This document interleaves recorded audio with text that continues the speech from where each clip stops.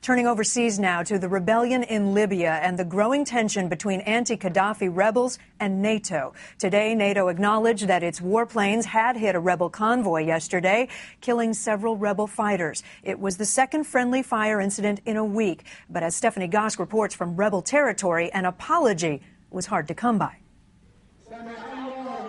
In Benghazi, Friday prayers turned into Friday funerals for rebel forces killed by NATO. The jet fighters hit rebel tanks just outside of the oil town of Brega on Thursday morning, killing at least 5 and wounding more than a dozen. Today, NATO blamed confusion on the ground and said they didn't even know the rebels were using tanks. I'm not apologizing.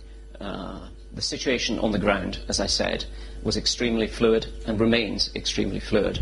But the commander of the rebel forces said they had told NATO about the tanks, their first real use of heavy armor since the fighting began. It is difficult to strike by mistake 20 tanks deployed in the desert. NATO did eventually offer up an apology this afternoon, but the damage was done, and perhaps some lessons learned.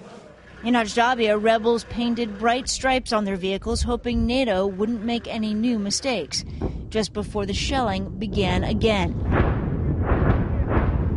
For the second day in a row, Gaddafi loyalists hit the western edge of the city with artillery. This is the last major town on the road to the rebel capital of Benghazi. It has come under attack twice in the last 2 weeks. With this latest round of shelling, streets are completely deserted.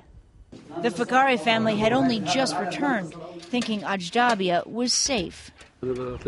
We came back a couple of days ago. We managed to wash and get a change of clothes. Now the family of 8 is leaving again. Rebel forces stay behind to keep this town from Gaddafi's hands, still hoping NATO will help them do it.